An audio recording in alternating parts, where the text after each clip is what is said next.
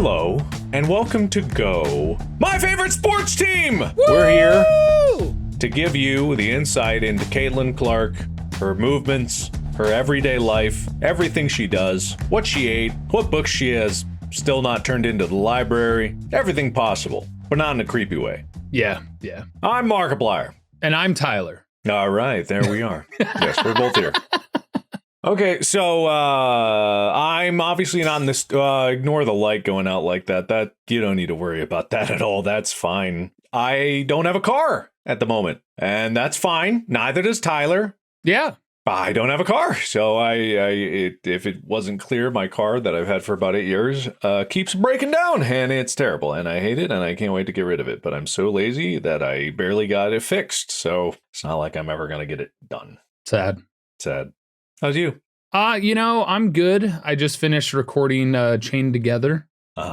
We finally finished it. Oh, congratulations. So that's great. And then we tried to do it on lava mode with the full loop chain, and we got decently far. How far was that? Yeah. Towards the top of the first stage. Perfect. That's all you need. That's all anybody needs. Yeah, so that'll eventually be up on my YouTube at some point. Ah, I see. Getting back into the old YouTube. Yeah, the grind, trying to do a bunch of stuff, staying busy. I'm not. Why bother? Who needs it? Uploading's for fools. I am in a current sprint. By the time people see this, it's a little bit of a week out. I have a final sprint to do for the movie, and then it's hand off forever. Not forever. There's always more work to be done until it comes out, but these things come in waves. So, well, and then when it finally gets to the actual release time, you can talk about things.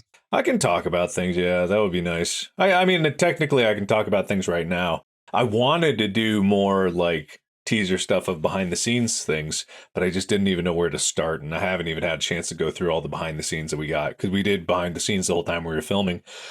Like we usually do, but, barely any time to do anything else. So that has to stay on the back burner.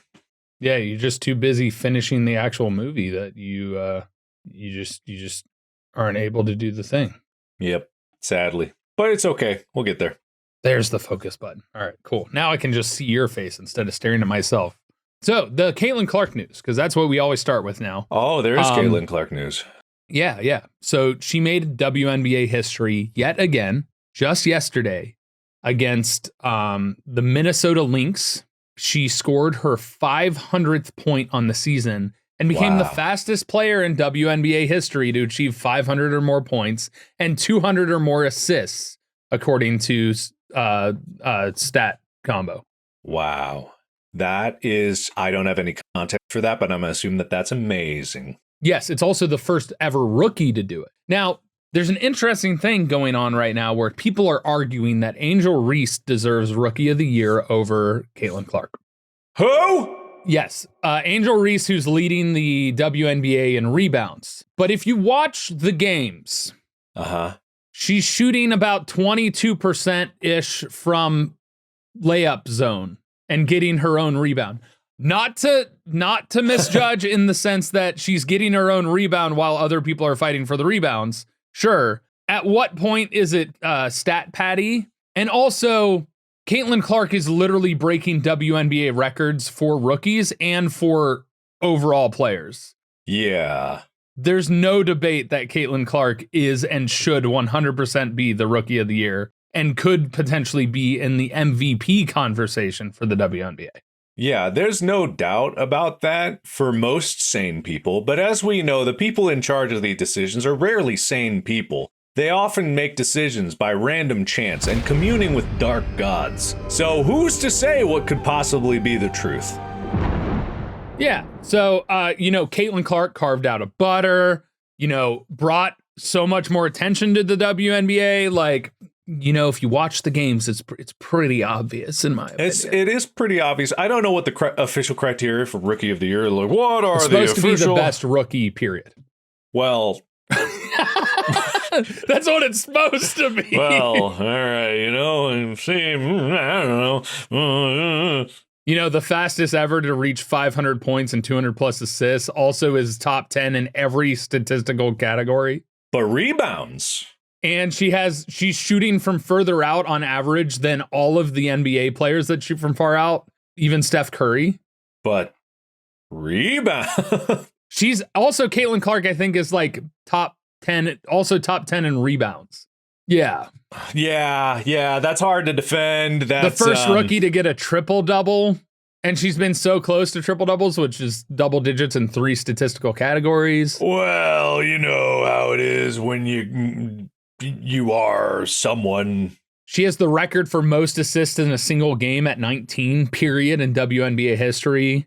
Well, how many were those assists of herself? I mean, at some point, it's just stat padding. Yeah, you know, just passing the ball to herself, which would arguably be a rebound because when it's the only way to do. You throw it from across the court, sprint under the net, dunk it in from your own shot. Exactly. And it's a three-pointer because she's jumping from behind the three-point line. Exactly, yes. Which, if you can dunk from the three-point line, it is a three-point dunk. Just saying. That would be nuts. Do you think humanity will ever reach that? When they allow the springy shoes, like we talked about in track and field, it could happen. Yeah, it could happen. But probably never naturally. Sorry, a video started blaring in my ears, and it was very loud. For everyone who's not listening, watching, Tyler just had just window after window of porn just appear, and the others had to censor it all. You listeners are so lucky that you don't have to experience the horror that is this podcast with your own eyes. Insert that bleeping sound with for Mark's talking right there. No, my humor. My voice while you're talking. Bleep, bleep, bleep, bleep, bleep. My bits. I got to do my bits. Yeah, that's fair. It feels like we're on Twitch when you mention bits. It makes me think of that instead of the comedy bits. But, you know.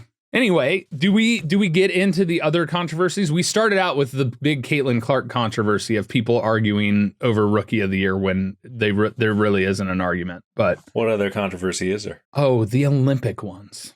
Aren't the Olympics over? No, but they are. But also, there's still a lot of things that need to be focused on to be like, yo, Olympics, do better. Okay, all right. You know, we got to slap those rings and tell them naughty boy. Nope, change. We have to slap those rings and let them know who's boss. Change. We have to report on the terrible things that the Olympics committed and so they can fix them. Change. Alibaba! Okay, all right. We have to find out how many Olympic rings we can fit on our cock. Oh, change. We gotta find out how many Olympic rings can fit on your cock. I like that one. I can't change that one.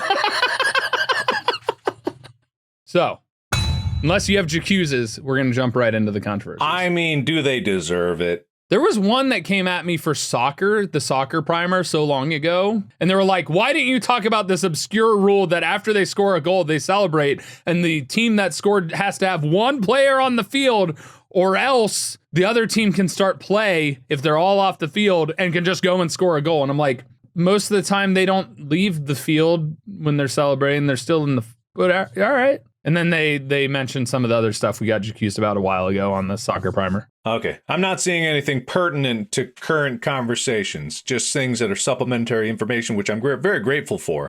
But I guess we've been so correct that there's nothing to criticize us for. I know. We're perfect. We got to get some controversy up in here. The first one is titled Rotten Rule Change. Overnight, on one of the nights of the Olympics, they decided, let's implement a rule change. After the games had already begun, and it basically was like athletes that were not staying in the Olympic Village or using the Olympic buses were denied access to the stadium. It's fair. They're only athletes. So they have to come from the village on the official buses to get in the stadium. So I understand it from a security standpoint, but if that's the case, it needs to be communicated better and everyone needs to be let know. Was this like a sudden change in the middle of the competition? They decided, let's implement a rule change. After the games had already begun, yes, it was in the middle of the Olympics. It was not during. Well, that seems, sudden. And evidently, it was not communicated. 2 track stars got stuck behind the gate because they couldn't get in because they were not staying in the Olympic Village. They found other means of places to stay. And these are sprinters. They had to walk around the stadium to a different gate, taking about an hour to get to where they needed to be, which also is a security risk because if people recognize them, they're kind of walking in the general public. Yeah. And they end up missing most of their warm-up time. This was Sha'Carri Richardson for the U.S., and it was Jamaica star Shelly Ann Fraser-Price. And Shelly Ann actually ended up pulling out of the 100-meter final because of this instance, and also that an injury played a part in her decision. But she was originally going to be there and try to warm up, but because of this instance, she completely pulled out of the Olympic final, considered one of the fastest runners possible. And it caused Sha'Carri Richardson to place silver instead of gold, arguably, because she didn't get her normal warm-up time. She didn't get her normal routine. And so they were stuck outside. Well, warm-ups aren't very important. No, they just prevent injury. It's more showing off than anything. Why do the athletes got to run when they're not running? You know, why do that then? Yeah.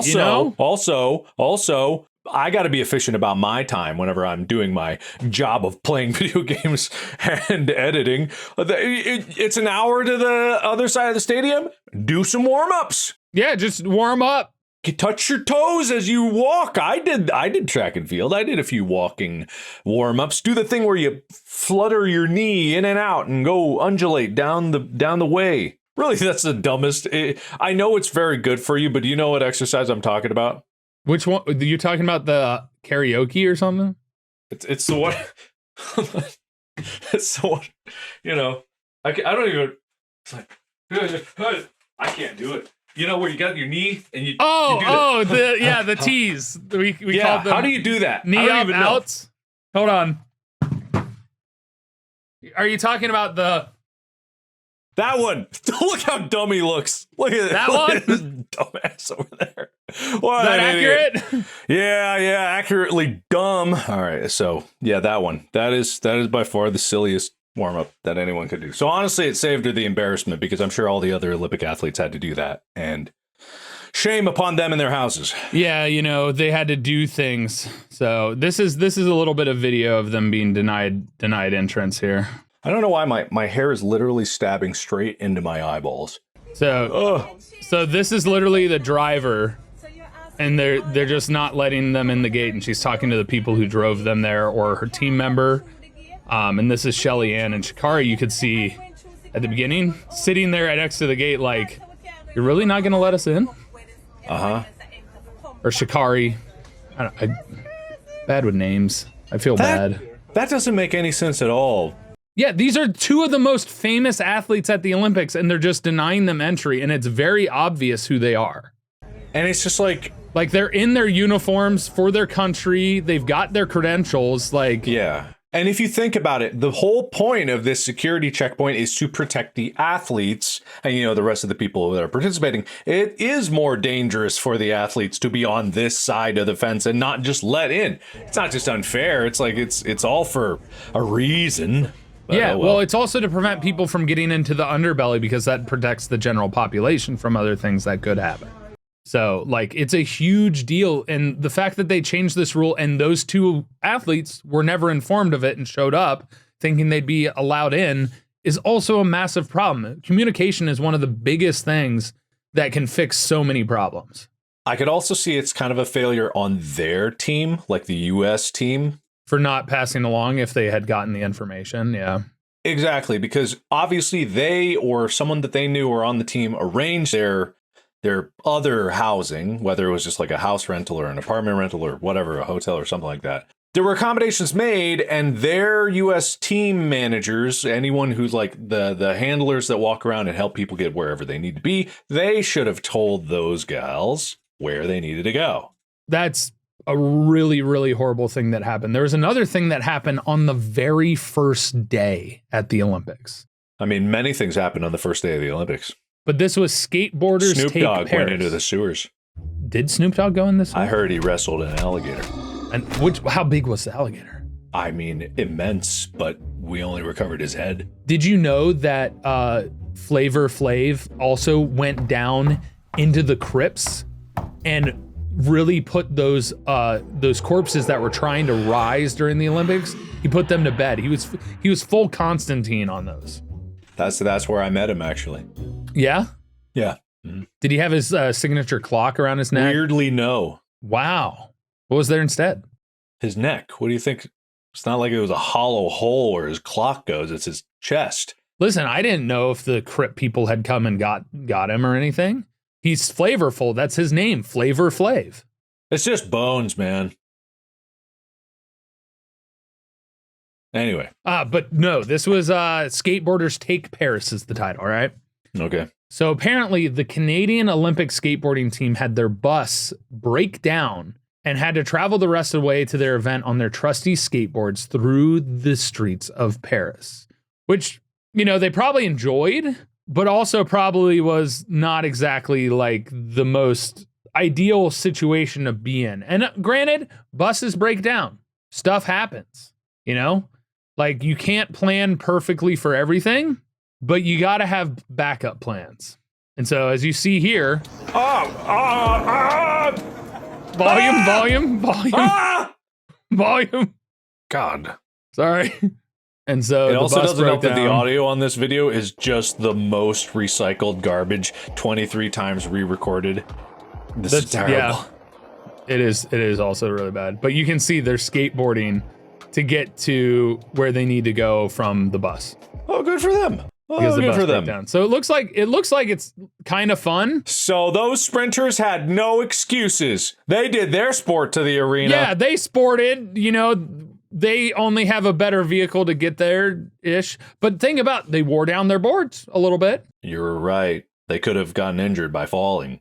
But a couple Brazilian skateboarders and a member of the Netherlands team also had to traverse the Paris streets on their boards after a bus failed to pick them up. And they waited for hours. That's a big problem. How do you fail to pick them up? I understand a bus breaking down, but not getting picked up is like they got skipped over, and apparently there's thousands. You know, that is kind of the problem with all this. Is like there are thousands of competitors and tens of thousands of people just all over the you know, citizens and spectators and voyeurs all wandering around. So I can see a logistics thing falling through. Anytime it's like, if you want us to be perfect, it's never going to be perfect. So I can understand that one. But there should be a way to contact. They should have a way to remedy it, to address it earlier so that they're not waiting for hours or figure out something along those lines. I'm sure they have a system, but that's also the thing. You either don't know who to contact or they're busy at the moment. Or you're not communicated it to you, or Yeah, exactly. So yeah, Swiss cheese a failure. When you have that many people and that many holes, something's going to fall through. Apparently, another interesting one called Peekaboo. There were no curtains in the Olympic Village at all. So when there were windows, you could just look into the other person's room. So when people decided they wanted to use those Olympic condoms, I mean, voyeurism galore, my friend. I mean, if these Olympic athletes can't brain their way to put a bed sheet up in front of their window before they go... they have limited bed sheets. Why? Because that you get limited supply of stuff, man. You're not bringing your own stuff. What? Yeah. Why? That's the way it was organized. They had recycled cardboard bed, probably recycled sheets. They pulled them out from underneath other people that were outside, you know. When you got a backwards city like Paris, you know, it really is a third world experience. They don't have sheets there. They couldn't possibly fathom what bedding is all about there. Not extra bedding. Oh, you have limited stuff in the Olympic Village. It's conservation. There were unlimited condoms. They could have stitched a blanket out of the aluminum foil wrappers that they tore through in their sexcapades. They could have taped up their shirts and their uniform and everything else. Why do you know boxers? Yeah. They don't have sex leading up to a fight, right? That's a thing. Oh yeah, I've heard about that. That's the idea is like to not, or to build up your testosterone or something, or like. Well, it's also to conserve energy. Yeah, I suppose there's that too. But but other athletes don't do that. I don't know. Some of these Olympic athletes probably didn't have sex until after their event. I mean, but at the same time, it's like, it's such a strange thing. I think that's just, isn't that with the boxing just a holdover of like olden thought processes? You know what I think it is? What? Because when you're pent up that way, you get pent up aggression. You're like, oh, I need to beat you so I can fuck. And then you get confused and you're like, I'm gonna fuck you. Concussion. Then I'm gonna beat myself. And then, it's a real, but that's so rare. You know, I wonder if there probably are studies with relation to sex before events. You know about the pregame poop, right? The pregame poop? The pregame poop? No. Dude, you gotta poop before you play in a game. It's like literally it makes you lighter, it makes you faster. You have everything's relaxed. How can you time that though? How can you time it? I don't know if it's nervous energy or something, but it's very like I did it a lot during tour. I had a pre-show poop. Well, that's man. If I ran the risk of, if I'd have known, I didn't do my pre-show poops. I could have shat myself right on stage. Who's to say I didn't? Fair. We did just talk about an athlete who shat himself on the grand stage. Did we? There's a video in that last episode that aired. What do you mean? I don't remember that. Yeah, we talked about athletes pooping themselves. Who pooped themselves? Who did it? There's a number of athletes who pooped themselves, but the most famous one was the 1990 World Cup game. He's actually famous for this. He's famous. Nah, I don't think he's famous for this. No. It literally, Gary Lineker, he spent 15 plus years as a pro soccer player in England, but everyone knows him as the guy who pooped himself in the 1990 World Cup game. Yeah, so fame, I don't think fame describes that. I'm pretty sure that's what really, made his name. He just became associated with that as opposed to his other stuff, which I feel bad for him for. Yeah, that's infamy. Because there's a marathon runner who pooped himself, I think, during not these past Olympics, but the Olympics before. I'm sure there are tons of people that have pooped themselves. No, very few become famous for it, so. There's a lot of football players that have pooped themselves. I stumbled over my words. I pooped on my words. There's a lot of NFL players who've actually pooped themselves during the game. Because you think about having to get all those pads off and have to go. And if you suddenly have to go, like something happens, it's hard to get off the field, into the locker room, get the pads off and go. And when I got 300 pounds of man meat going right from my gut, sometimes something happens. I'm surprised Wade doesn't poop himself more, but with how much meat that man can put down. We actually all don't know how much he poops himself. And maybe he's like extremely constipated for it. I don't want to talk about poop anymore. Yeah, no more poop. All right, let's talk about food famine. That's just pre-poop. Well, we'll get to the pre-poop. It's no longer poop. But apparently there were supply issues. And the Olympics this year went for a healthier plant-based menu. Sure. But they left athletes hungry and they lacked the essential proteins they need, because you have to eat a lot more plant type protein to put on the amount of protein that you need necessarily for. And there's a whole thing about the actual amino acids that are lacking in certain plant proteins that you actually need. Yeah, to get the essential amino acids that you need to build the muscles in your body and even just to maintain them. But it was so bad that athletes from Great Britain flew in their own chef. Other teams found other means of getting food. Like, it became a huge issue. What sport they playing where they can afford their own chef? Great Britain paid for it. The country. Oh, okay. Gordon Ramsay flew in. I get it. Yeah, they just called him up. He came right in, whipped up some eggs with him in his signature style. His steak basking in the butter. I don't even know what the signature style is. Oh, it's as they're cooking, you continue to whip them. That's just whip. That's not a signature style. He can't own that. I don't care what he says. Anyone can do that. Listen, I say it's his signature style. Whatever. Well, you're the authority, I suppose. Yeah, that's me, the authority. Anyway, there was also no air conditioning in the Olympic Village, and there were only fans. That's a European thing, right? It is, but it was extremely hot in Paris. And with the amount of people bustled and jammed into those apartments and stuff, they tried to use geothermal to keep it cool, but then they also had fans. But a few athletes had to bring their own air conditioning units to try and cope with the heat. They tried to use geothermal. They pumped lava through the rooms and are like, why is it not getting cold? It's called geothermal cooling. I don't believe it. Ground loops and a heat pump. Yeah. I don't believe it. Yeah, that's what it's called. It doesn't exist. literally on dandelionenergy.com clearly says geothermal cooling. Even the Department of Energy, but they're talking about heat pumps. So I do know about heat pumps. I am familiar with the concept. They're a very interesting thing. But apparently not only were the beds cardboard, but some of the furniture was as well. It's a good thing Olympic athletes aren't big and heavy. Yeah, you know. I know. You know. What do I know? Yeah, you know. What? What do I know? You know this cardboard stool. Look at that. Look at their ass cheeks falling through these cardboard stools, man.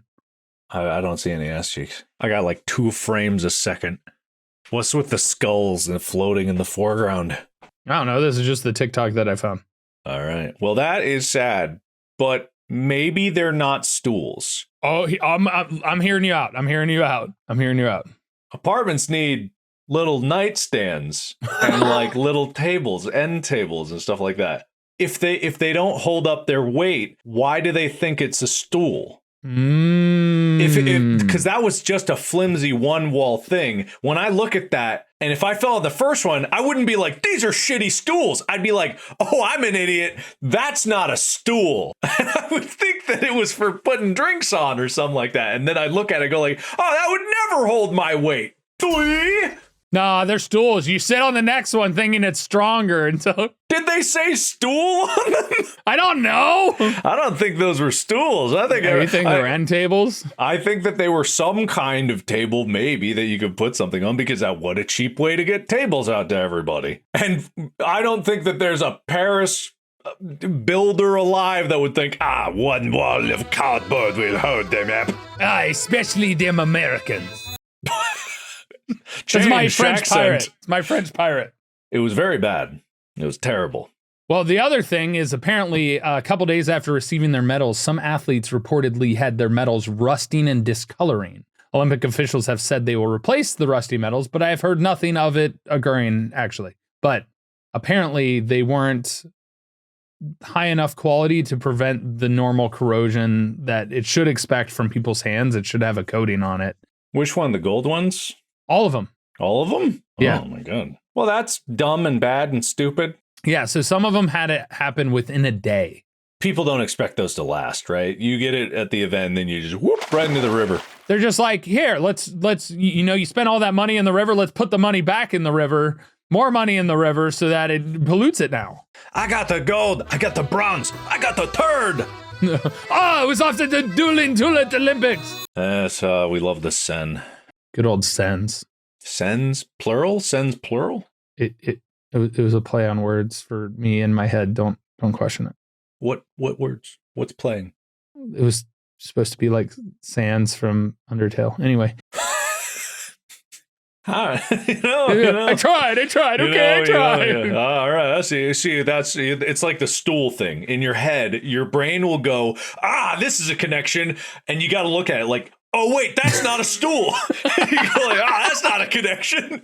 Yeah. But I say it, and then I go, oh, wait, that doesn't work. One's bone guy, one's a river. Yeah! Water, bone, same thing. You fight those neurons from forming, or else you got too many cardboard stools building up in your brain. And then you cluttered with stools. It's really what it is. All the stool got in my brain. Yeah, exactly. All right. Last one of the bad stuff, right? This one is ongoing. You've heard about this. Is U.S. Olympic gymnast Jordan Chiles' bronze medal was taken away, not because of what the athlete did, but because the Court of Arbitration for Sport decided against a last-minute inquiry made by Chile's coach during the competition that had moved her from 5th to 3rd place. Or it's not Chiles, not Chile. So apparently the arbiters made the decision, said the inquiry was placed too late. Only to have a minute to submit the inquiry after the performance. However, 2 inquiries were filed, one at 47 seconds, one at 55 seconds. And the USA has officially provided video evidence that they brought this to the table within the minute mark. It has been shown distinctly. And so far, the court is sticking to its decision to take away the medal, despite outcry from the entire gymnastics community, including from the other medalists that are receiving the bronze instead of Chiles. There's also a possible conflict of interest occurring within the judges. One of them has a history of representing Romania in legal cases, and the medalists that were awarded bronze over the U.S. gymnast are Romanian.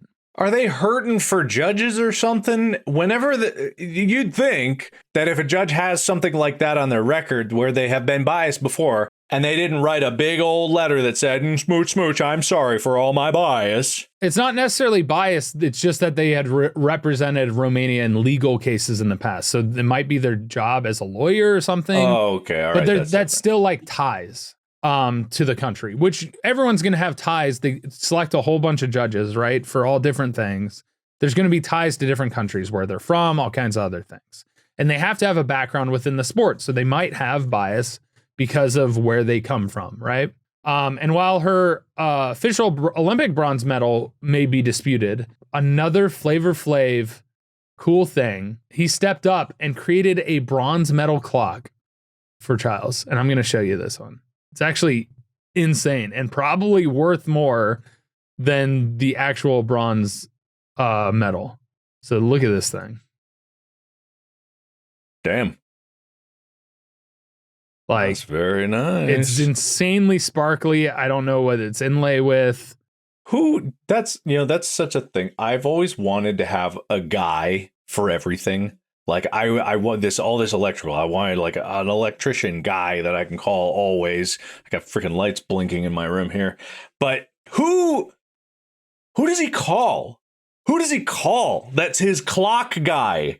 That is jeweler guy. That's huge. That was not pre-ready. That was not 100%. Ready beforehand. That was custom made within a few days. Mm-hmm. Who do you call to do that? These people, where are they? Help me. I don't want a clock, but I want normal things. You just want to have people that can do stuff to be like, yo, I need this. Oh, I'll just call my guy. Yeah. You just want to know the guy, right? I want to know the guy that knows all the other guys. That's the guy I want. Maybe you need to connect with Flavor Flav and figure out his guy that knows all the guys. I don't think I can afford his guy. I don't know. I don't know if he maybe only takes 10% on what you pay through. I don't know. That's a lot. 10%? Yeah. There's lawyers take more than that on contracts. Agencies take more than that. Lawyers take 5. Oh, never mind. Well, that's for my accident injury lawyer. They're taking more than 5. Well, that's different. Yeah. All right. You ready for good news? Sure. The good news is there are 4 countries that won their first ever gold medals from this past year's Olympics. Botswana. Way. In the men's 200 meters, Let's Tobago. Dominica in women's triple jump. Dominica. Thea Lafond. Guatemala. What? Oh, Guatemala. Oh, yeah. No, this one's Guatemala. That was Dominica. Okay, cool. Thea was the other one. Guatemala won their first in women's trap shooting. Adriana Olivia. And then St. Lucia in the women's 100 meters. Yay! With Julian Alfred. She won. So 3 of these first-time gold medalists are women. And then the Botswana was gold for men's 200 meter. Good. Congratulations to all of them. There were 32 world records broken and 125 Olympic records broken. Damn. So records were being broken everywhere. Barriers were broken as well, with new records set, with new countries getting new first-time medals, especially gold medals. I'm trying to find a list of the world records, and it's actually a lot harder to find. So there were apparently 19 days of competition at 35 different venues, 15 new events. So obviously new events are going to have instant records for Olympic records. 32 world records were broken in 8 different disciplines, and 125 world records were broken in 10 different disciplines. And so disciplines, I guess, would be like swimming, track. And then I'm looking at spectators. This has a lot of list of information. So I'm trying to find where the records list is on this one. Mm-hmm. So apparently a new world record was set by South Korea. Oh. In women's individual archery. Oh. By Lim Si Hyun. That's probably right. LIMSI-HYEON. It went right in one ear, right out the other. Didn't hear a thing. I'm going to just put it in the chat. Lim Si-hyun. Lim Si-hyun. Is that it? Si. Yeah, it's the S is a little different, but I'm not exactly sure. She's it's like an honorific. It's like Mr. or Mrs. Men's pole vault by Sweden. And this guy's funny. He actually has been increasing the world record by the littlest amount because he gets paid a set amount of money every time he beats the record. So he beats it by 1 centimeter each time. The mixed 400 meter relay for track, new USA world record with Vernon Norwood, Shamir Little, Bryce Deadman, and Kaylin Brown. Sweden was Armand Duplantis, world record for Sydney McLaughlin. She's breaking world records all over. Leverone is their full name. Sydney McLaughlin Leverone. She just basically broke a whole bunch of world records over and over. Track cycling had a whole bunch of world records in it. From Great Britain, the team beat the world record in the qualifying round, and then beat their own record in the first round, and then beat their own world record in the final of women's team sprint. Damn. Then in men's sprint, same thing happened for a team in Netherlands. They broke the Olympic record, then broke the world record, then broke the world record again. Okay. Men's team pursuit, Australia got the world record in the first round, but apparently did not beat it again in the final. Who would assume that you would? I mean, if you beat it once, that's amazing in and of itself. Men's sprint, Netherlands, Harry Levrason beat a world record. In women's sprint, Germany's Leah Frederick beat the world record. The modern pentathlon, we saw a bunch of records broken in laser run overall. The laser run was by Mexico athlete Amelia Hernandez, and men's modern pentathlon was Ahmed El Gandhi from Egypt. I don't know if I pronounced that name right. And then there was a world record in women's modern pentathlon by Hungary's Michelle Goulias. I feel like we could do an entire episode of you just reading names. But there are a ton of Olympic or world records broken. Well, who cares about them? Yeah. Well, I don't know their names. How could I care? So, and then USA women's rugby insanely won the bronze. Insanely? Yes. I want you to explain. No, I mean, I'm sure that it was insanely, just the way you said it. Literally seconds left on the clock. They're near their own goal line. So think about a football field, right? Thinking about it. So they literally have less than a minute to score to win the bronze medal match, and they're losing at the moment. Right. 26-year-old rugby sevens player Alex Cedric catches a pass with a few seconds remaining, hits a player, like makes contact with a player trying to tackle her to the ground, breaks the tackle, and runs nearly the entire length of the field, scoring the goal just before time ran out, like milliseconds. Oh, there's no rule where you can be running mid-play and then... I don't know how that works in rugby, to be completely honest, but I think it stops when time is up. I see. There's no finishing the play. Or maybe there's a tackle that can happen if you finishing the play. It might be similar to football where you can finish the play, but literally ended up scoring when the timer was at 0. So the time was over and they ended up scoring to win when they were originally down and would have lost, having run the whole length of the field. So it was an incredible achievement. And I believe it was the first time the USA has medaled in rugby. That's very impressive. That's pretty cool. Yeah, I saw the rugby match between US and was it New Zealand? And it was like, it started off promising and then just, oof, oh, oof, ah. But the rest of it, very cool. Yeah, so that's USA Rugby's first Olympic medal. Oh, congratulations to them. And that's all I have for the Olympic news. And that's all we'll ever have for the Olympic news because the Olympics are over and we can milk it no longer. Yes, there is no more sporting news that we can share with you regarding the Olympics. It's sad, but it's true. Now we just need you guys to give us more news in the Reddit. Have they given any? Somebody came in, they accused me saying about Formula One, and then they were like, would it even be worthy to give you news? Because I don't know if you talk about Formula One. I'm like, if you give me news that's not like super specific into Formula One, You know, like I can gawk about technology with you. Mm-hmm. You know, that'd be cool. But like getting into like super detailed, minute details within it of like Finute. Minute. No, I like finute. It's a good new word. Finute. Yeah. Any like specific details that people who don't know Formula One wouldn't understand. It's a lot harder for me to understand and then be able to share it. But I want all the news. So I'll make the decision.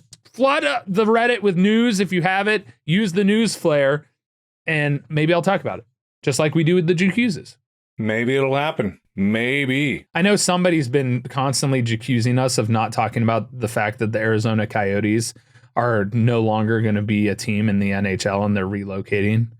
I don't even and know. And that we should have voted on the name or something like that. I don't know. They got really mad about it. We should have voted on the name? Yeah, we had the option. Like they asked the public to vote on the name when they moved to, I believe, Utah. So they didn't ask us specifically, so it's not really in our hands. We are powerful. They told us to talk about it to try and persuade, I think, to the vote that they wanted, I think is what it was. What did they want? I don't remember. Well, it's probably stupid if you don't remember. Yeah, well, there were a lot of options, and I think I personally voted in it, and I went with the Utah Yeti because I like the alliteration. That's pretty good. I don't mind that. But I don't think it won, so it's sad. But they're like, if we talked about it, then they might pay for us to go to a Coyotes game before they leave. And I'm like, I don't know if we have time to go, but I'll talk about it because you're so angry. You shouldn't reward the angry people like that. Listen. Sometimes it's rewarding, but it's not because we get to make fun of them. Ah, I see. So it's selfish. Yes. Selfishness is always fair in this podcast. Yeah, that's literally, there's an I in not team sports, and we talk about all sports, so. Anyway, anything else you want to add, Mark? Any other breaking news situations, weird comments, whatever? Nope. I gave all my bits in the recording. I'm always proud of your bits. They always make me laugh. Sometimes they completely glance over them, and then I laugh watching it back when I watch the recording. It's great. Because then I'm like, oh, I really did ignore Mark, and that was actually really funny. Yeah. I'm used to it at this point. I'm used to it. It's my hyperfixation when I'm trying to do so many things at once. It's real bad. It's a problem. I can't multitask. But then again, nobody can really multitask. I can multitask? You can, but you don't perform as good as if you focus on the one thing. Dude, you don't know how many tabs of porn I have up right now. I am multitasking. Oh, where are my hands? You'll never know. Hold on. Mine are right here. Uh-huh. You're using your feet, aren't you? I'm using every appendage I got. Jeez. What a manly god of whatever that is. You know it is. You all know what it is. All right. Well, thank you guys so much for enjoying the episode. If you want to buy some merch, go to store.gmfst.com. We got cool stuff coming up. Once it gets sorted out and figured out, we'll have new products up there. Make sure and go to the Reddit, reddit.com/r/gmfst. Put your Jacuzzes with the Jacuzzi Slayer if you don't think we're perfect, like it seems like we are right now. And if you want to share your news. I am. It's never been about me. My perfection is unquestioned. That's true. It's yours. That's just needs to be questioned. You can question both of our perfections at the Reddit, reddit.com/r/gmfst. Share the news there, use the news flare. And if you have episode ideas, there is an episode idea flare, and I do look at them, but we'll see you in the next video. Does he, though? I just did your outro. I'll see you in the next video. I do look. Does he, though? I look. I have peepers. They do the peeping. But thanks. See you in the next episode of Go, my favorite sports team. Bye. Bye.